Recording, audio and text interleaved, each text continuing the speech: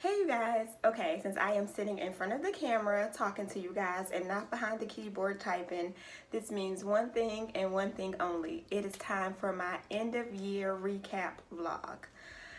Oh, 2017 has been challenging.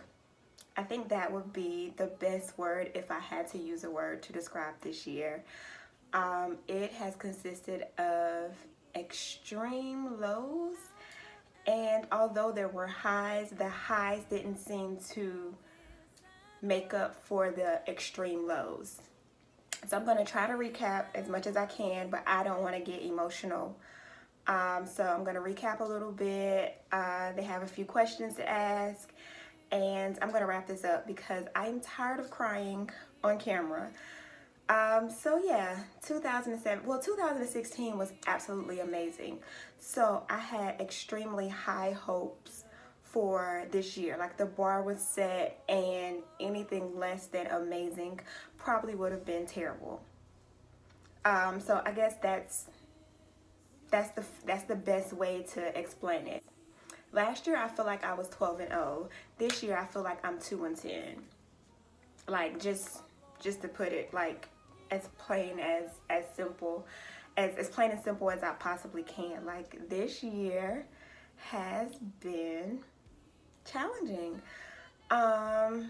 January was pretty great. I mean, but January is always great. Like it's hard to have a bad month when you're fasting the entire month. You know, so it's really hard to say anything negative about a month during which you fast the entire month. So January, my faith was up. I was excited. We were on a fast. I was doing it. I had expectations. I planned. I listened to God. I planned some more. I listened to God some more. So, January I felt like was setting the tone for the year, and that is one of the best months that I've had. But then I don't want to use the word downhill because I don't have the words to describe it, and I'm already getting emotional, but it really started going left after January. I felt like because last year was so amazing, it was almost like the enemy was like, let me see if I can break you this year. So let me throw every single thing at you that I can throw to see if you really have the faith and you really believe God like you said you believed God and like you said you had faith. Yeah, I'm just gonna, because I feel like I'm about to start crying. So I'm just gonna go ahead and let them start asking some questions, and then I'll just sum it up at the end because I can't even go month by month. If I attempt to go month by month to tell you guys about this year, and I have not mastered the cute cry yet, it would be terrible and I would be ugly crying.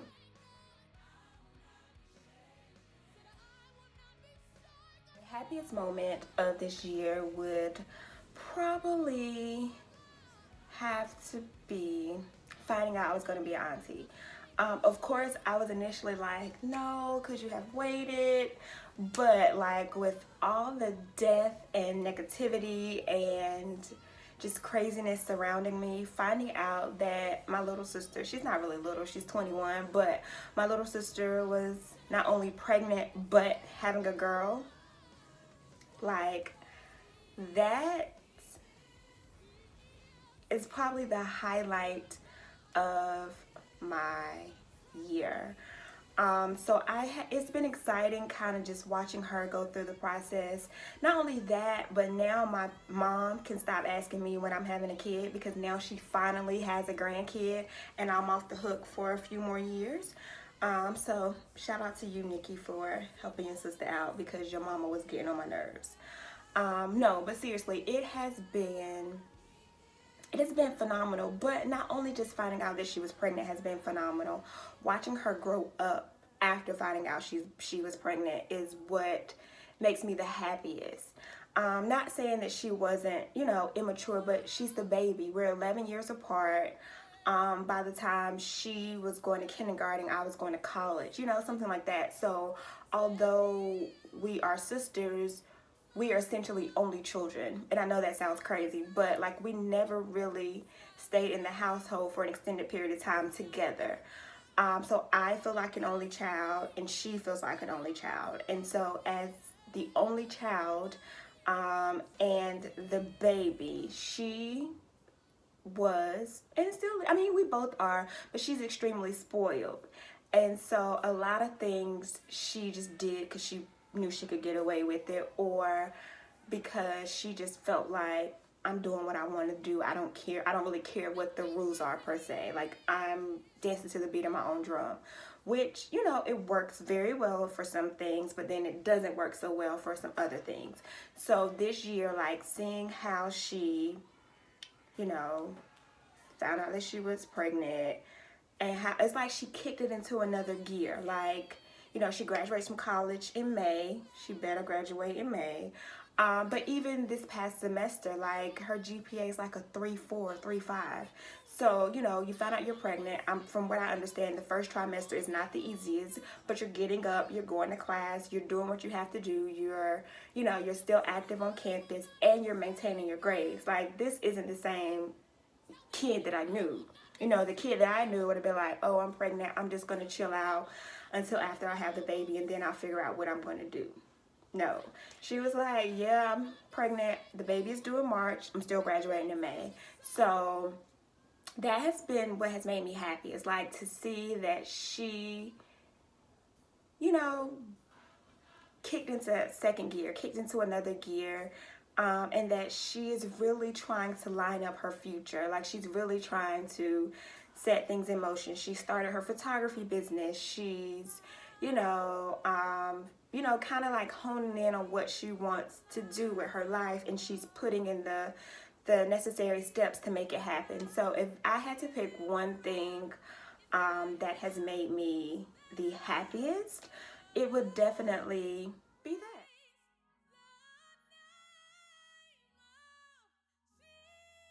Shout out to you, kid.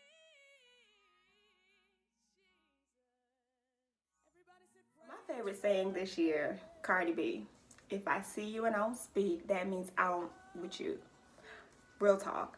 Like, I I know that sounds crazy for me to quote Cardi B, but like that's legit how I felt all year. Like all my life, I've been the hey, the smiley, the person that's gonna speak, whether you speak back, like that's just me. So this year, I just was like, I'm going through my own stuff. I'm trying to keep my own faith. I'm trying to keep my own spirits up. I'm trying to encourage myself. I don't have time for fake people.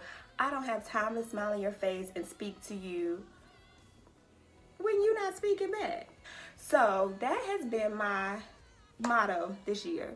If I see you and I don't speak, that means I don't with you. Like, no more of Rachelle just being nice because Rachelle is nice. Like, I am so over people. I am so over people feeling like they can do and say whatever they want to do and say, and I have to take the high. Now, don't get me wrong. I am still going to be my happy-go-lucky self. I've still been my happy-go-lucky self, but I'm not forcing relationships. But at the same time, don't take me speaking or me smiling or, you know, me being nice as I want you, I want your man, I even know you, I even care about you. Like, it's just polite. It's just polite. But this year has taught me, like, you can't even speak to some people without them thinking, she wants me. Bruh, bye. Or you can't even speak to some people without some girl saying you want their man. Girl, bye. So good. Lift your voice. The craziest rumor that I've heard about myself is I asked the guy out. Now, I know that might not sound crazy to you guys, but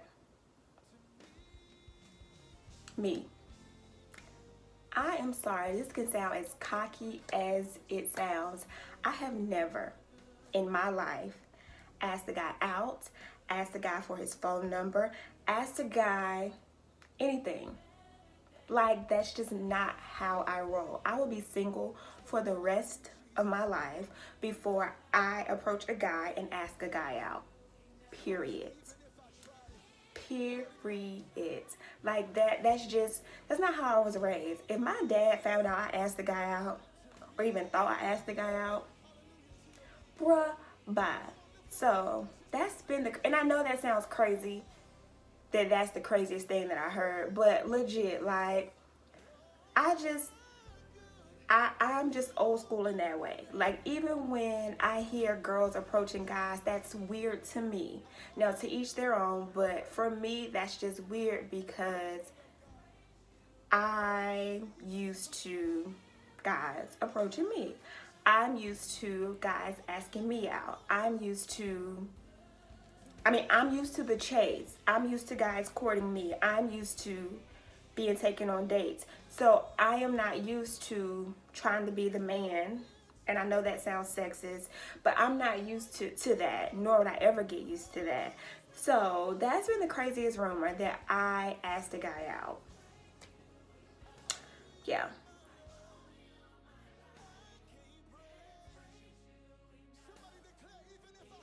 So the craziest thing that happened this year, I don't know. But I feel like it's redundant for me to answer that because I try to write blogs when stuff this out of the way happen. But I've gone on a crazy date this year, a couple crazy dates. So one of the dates I went on, I am super allergic to pretty much everything. I mean, not everything, but like perfume, body spray, some flowers. Like, I'm allergic to a lot of things. And so we were in a store or something. I don't even remember anymore. But a lady, like, she had taken a bath in her perfume almost. And I started sneezing. And this guy was like, he wowed out. Like, he legit flipped on me and was like, that's the 6th time you sneeze. I counted your sneezing. Your sneezes, you're getting sick. Blah, blah, blah, blah, blah. Like, legit thought he was my dad. So that was pretty crazy. Another crazy thing that happened, I got an unsolicited penis picture from a pastor. No, I swear. And you know what? That actually hurt me more than I thought it would. I remember when it happened, like, I was at work and I ran to my friend's desk and I was just bawling my eyes out. And she was like, what's wrong? What's wrong? What's wrong? And I showed her the picture and she was like, where is it? No, seriously. She was like, oh my gosh, who is this? And I told her who it was, and like, I'm just bawling my eyes out.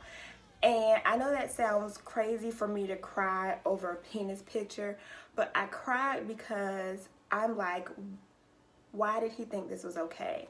Like, we've never had a conversation that was inappropriate. We've never had a flirty moment.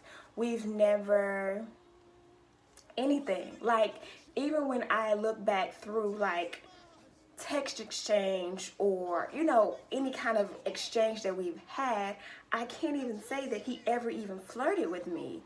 So the picture was like, whoa, like, why?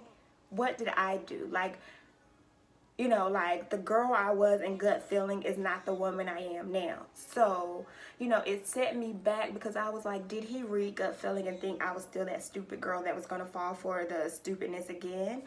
Or did he see the same thing in me that the guy in gut feeling saw that made him think I would do it to begin with? You know, so it really just, it affected me in more ways than I thought it would. Yeah, and I don't think the fact that he was a pastor is the part that affected me the most. I think the fact that he's married.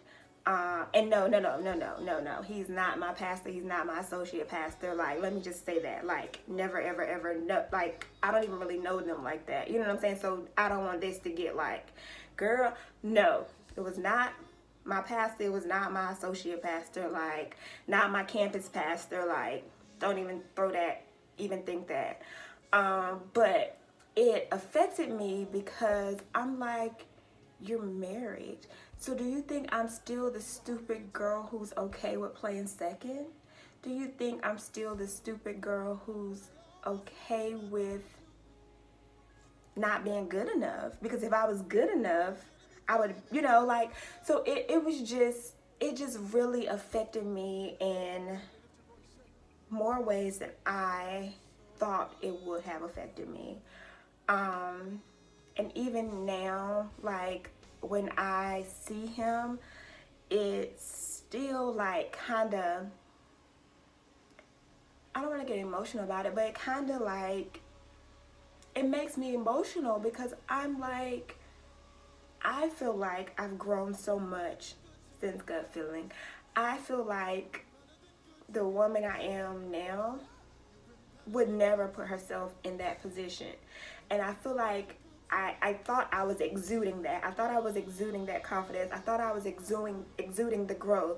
I thought I was exuding the different mindset that I am now in. And so when he sent that, it made me feel like, well, maybe I'm not. Maybe I am showing that, so it just really, really, really like affected me in a negative way. And the craziest part about it, after it happened, he just, hey Rachelle, like, you didn't just send me a penis pic twice, so and it was twice because the first time I acted like I didn't get it because I was like, maybe it wasn't for me, maybe it was a mistake, because he sent it on Snapchat. And so I was like, maybe it was a mistake, let me just say I didn't get it, and let's just try to squash this. So I was like, I didn't get it, I don't know what's going on, I'm at work, my signal is bad at work, so I don't know what it was. And so I hoped that would be the end of it. Like 5:30 the same day, I got it again. So that let me know that it was intentional and that he wanted me to see his small package. And I've been celibate for years. So I don't know. Yeah, so that was the craziest thing. So the guy telling me he counted my sneezes. The guy telling somebody I asked him on a date, and the unsolicited penis picture from the married guy, all of which were extremely crazy, but such is life.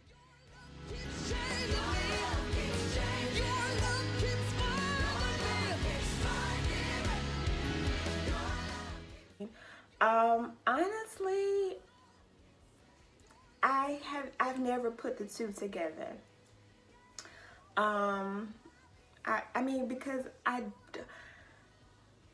don't want to diminish what these women are going through by comparing it to what I went through, because Gut Feeling was a consensual event. Like I said in the last blog, like, I don't want to be redundant. I don't even want to keep talking about it. But like I said in the last blog, I wasn't forced. I mean, was he manipulative? Yes. Did he use his age? Yes. Did he use his power? Yeah. But I don't feel like my situation with him compares to the Me Too movement. Because I feel like I had a choice. And from what I am hearing from these other women, they don't feel like they had a choice. So I don't want to minimize the Me Too movement by comparing it to Gut Feeling, because the two just don't compare. And I never even, thought about it until the question was just asked. So I don't think in my situation, Gut Feeling and Me Too go together. I feel like the Me Too movement is powerful, and I feel like it shouldn't be minimalized by a consensual encounter called Gut Feeling. So I'm just gonna stay out of that.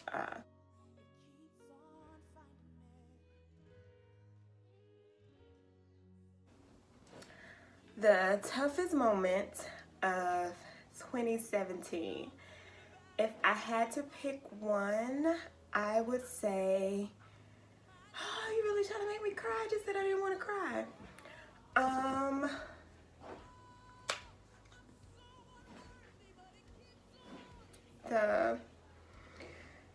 The toughest moment of this year would have to be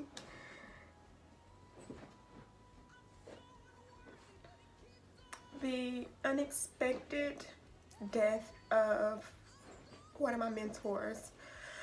And it's still hard to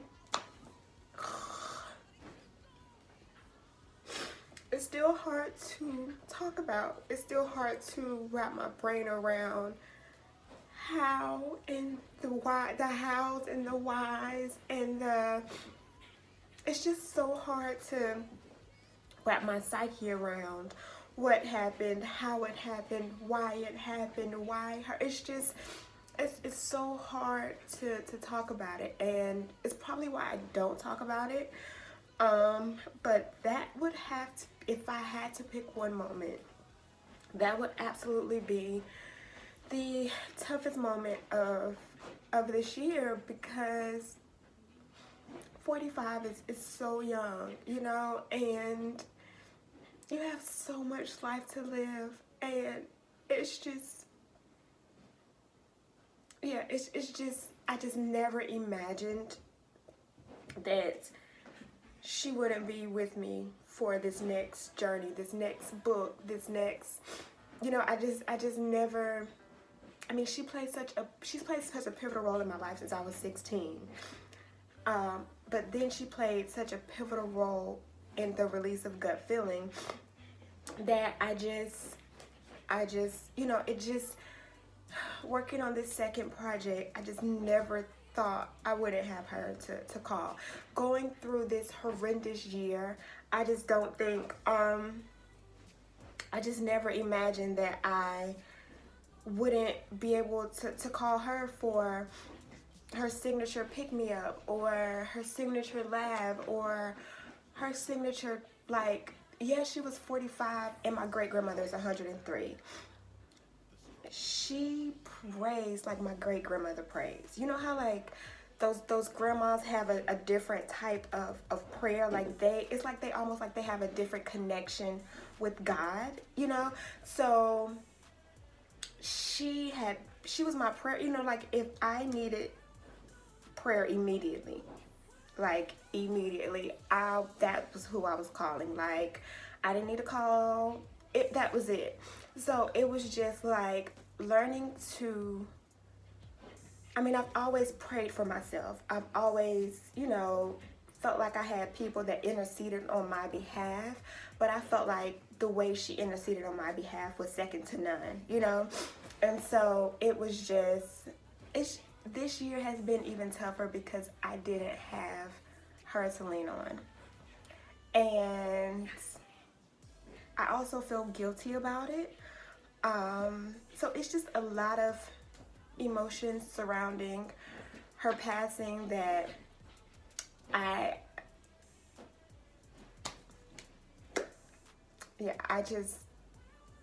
just never thought.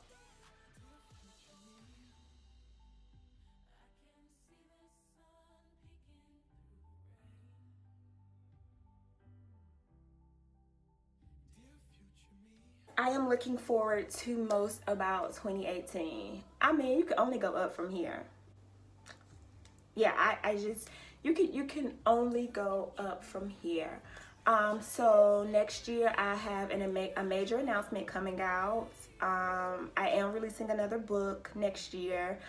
So I will announce that. We have our timeline, so I will be announcing that. There's gonna be another book release party next year. So I think that's what, my niece is coming next year.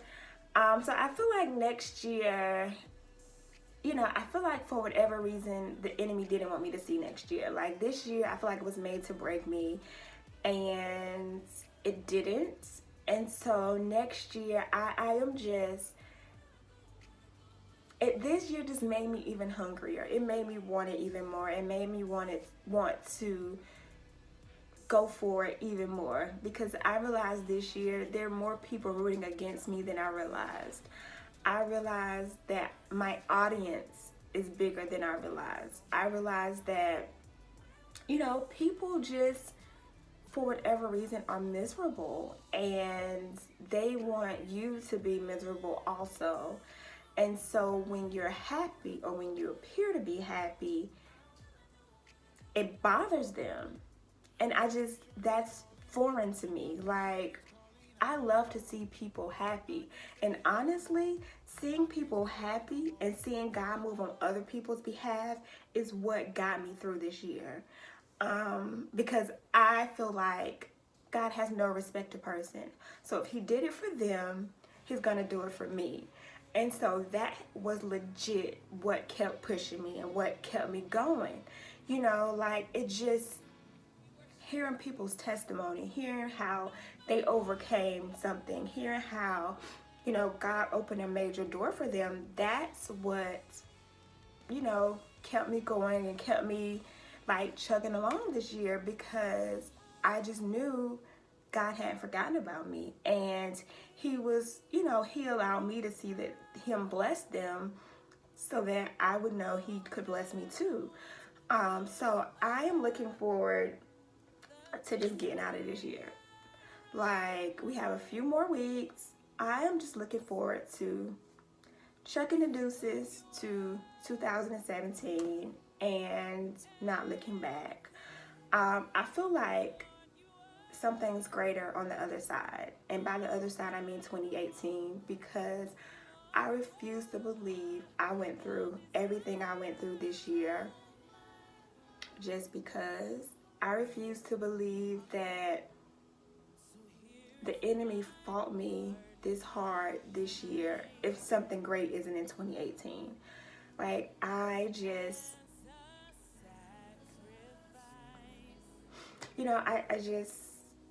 I just refuse to believe that. And, I often thought, like, well, am I giving 2017 a hard time because 2016 was epic? No. I honestly feel like this year, from the death of Aroma to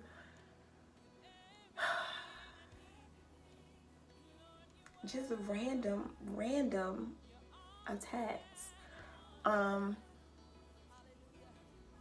This year has been crazy, but I am excited. I am ready. I am encouraged. My faith is still up. So yeah, I'm ready for 2018. So in closing, 2017 has been hell. I think that's the nicest way to put it. But I know that better is coming. I know that 2018 is my year. I know that God is still working on my behalf. I know that I have some powerful intercessors in my circle. I feel like I was almost broken, but almost doesn't count. I'm still here. I am still ready. I am still just excited. Like, I am excited about life. I'm excited about 2018. I'm excited about the new project I get to share with you guys. I'm excited that God is just God, and that he is still doing phenomenal things. And he's still in the blessing business, and I get to see it firsthand. So I'm excited. 2018 is going to be an amazing year. It has to be. Like, it does not have any choice but to be an amazing year. So, as I've done this year, I will, do monthly vlogs, just to try to keep you guys updated. It's kind of hard because I am extremely busy, but I do know that, a lot of you check in via blogs, not vlogs. Yeah, via the blog. So I try to make a conscious effort to write and post more in the public forum. So I will link the blog. I'll also link my Instagram and my Facebook, and so you guys can just keep up there. But in the meantime, this is Rachelle Danielle signing out for this terrible year called 2017.